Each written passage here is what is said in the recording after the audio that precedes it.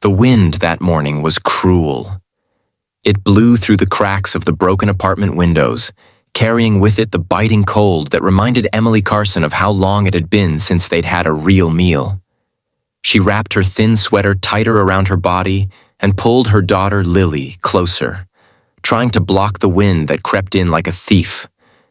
The small kitchen was empty except for a chipped plate, an old mug, and a box of cereal that had nothing left but crumbs. Emily looked at her sleeping child, 7 years old, cheeks hollow, hands cold even beneath the blanket, and whispered, "We'll eat tomorrow, baby. I promise." But deep down, she didn't know if tomorrow would come with food or just another empty promise. If you believe in kindness, second chances, and miracles that come when hope is almost gone, please like, comment, share, and subscribe to the channel. Because stories like this one remind us that compassion still exists in this world. Emily hadn't always lived like this. Just 3 years ago, she had a husband, a home, and a life that felt safe. But when her husband, Daniel, was killed in a construction accident, her entire world shattered. The company refused responsibility, the insurance was delayed, and soon Emily was drowning in unpaid bills. She tried working double shifts as a waitress, but when Lily fell sick and needed hospital care, Emily had to choose between staying by her daughter's side or keeping her job. She chose her daughter and lost everything else. Now, every morning, she woke up with one mission: to find enough for Lily to eat. Some days it was bread from the church pantry, other days just tap water and a forced smile. Emily had learned to pretend that hunger didn't hurt as much when you smiled. But Lily was too young to understand pretense. Every time her little girl asked, "Mommy, when will we eat again?" Emily's heart broke into 1,000 pieces. That morning, Emily decided to go into town. She had seen a small cafe, Harper's Diner, that looked warm and kind, at least from the outside. The smell of pancakes and coffee used to fill the street, and though she had never dared to step inside, today she was desperate. She told Lily they would just look around, but in truth, she prayed someone there might have mercy on them. When they entered, the warmth of the diner felt almost holy. The clinking of cups, the chatter of families, the sound of sizzling eggs. It was like stepping into another world. A man behind the counter looked up. He was tall, around 35, with a quiet strength in his eyes. His name tag read, Mark. Emily froze near the door, embarrassed. Her shoes were torn, her jacket was faded, and Lily clung to her side. She didn't belong here. Still, Mark noticed the look in her eyes, that hollow blend of hunger and pride. He approached gently, pretending it was just another morning. "Table for two?" he asked softly. Emily hesitated. Her voice trembled. We're just resting for a bit. We won't order, I promise." But Mark didn't let her finish. "Sit down," he said, with a tone that left no room for refusal but carried no judgment either. He led them to a small table by the window and poured 2 glasses of orange juice. Steam rose from nearby plates as he disappeared behind the counter. Emily tried to stand and leave before she became a burden, but the smell of fresh pancakes reached her before she could. A few minutes later, Mark returned, carrying 2 plates full of food. Fluffy pancakes topped with butter, scrambled eggs, and fruit. The plates clattered softly as he set them down. Emily's lips parted in disbelief. "I told you, we can't pay," she whispered. Mark just looked at her, his expression firm yet kind. "You said you'd eat tomorrow," he murmured, his voice barely above a whisper. "Eat today." For a moment, time stopped. Emily's eyes filled with tears, but she couldn't speak.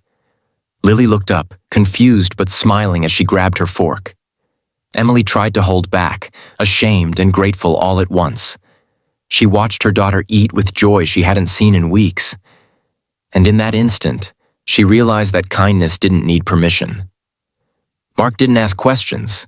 He simply sat across from them, as if sharing breakfast with strangers was the most natural thing in the world. The warmth of the food filled their bodies, but it was his gesture that filled their hearts. For Emily, who had forgotten what dignity felt like, it was more than a meal. It was a reminder that someone still saw her. After they finished, she tried to thank him. "You don't know what this means to us," she said quietly, wiping her eyes. "I do," he replied, looking down at his coffee. "A long time ago, I was the one waiting for someone to feed me too." Mark told her that years ago, after his wife's passing, he had lost everything, even the will to live. He had slept in his car for months until a stranger helped him find work and a reason to keep going. "I made a promise that day," he said.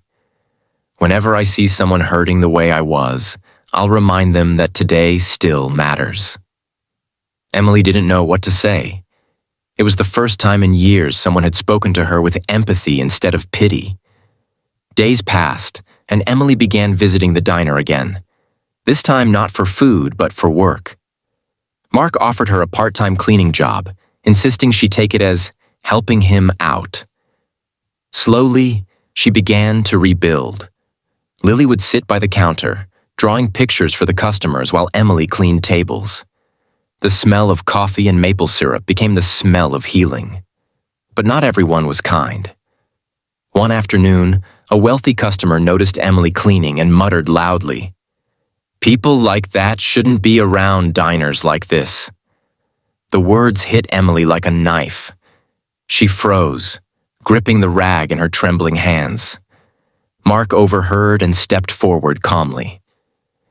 "People like her are the reason this place has a heart," he said firmly. The room fell silent. Emily turned away, tears streaming down her cheeks. Not from pain this time, but from gratitude. In time, Emily started to save a little. Mark helped her set up a small bank account and guided her through budgeting. He even gave Lily a small school bag and helped enroll her in the local elementary school. For the first time since Daniel's death, life began to bloom again. Emily worked hard, learning the ropes, eventually serving customers with the same kindness she once received. One cold winter morning, a woman came into the diner, thin, weary, and clutching a small boy. Emily recognized the look immediately, hunger mixed with pride. She approached with a gentle smile and said, "Take a seat." "I'll be right back." She poured 2 glasses of orange juice and filled plates just like Mark had done for her months ago. When the woman tried to refuse, Emily smiled softly and whispered, "Eat today." The woman burst into tears, and Mark, watching from the counter, couldn't help but smile. The cycle of kindness had begun again. The weeks turned into months, and soon the diner became a symbol of hope for many. Mark and Emily became more than co-workers. They became partners in compassion. He admired her strength. She admired his heart. Together, they turned Harper's Diner into more than a restaurant.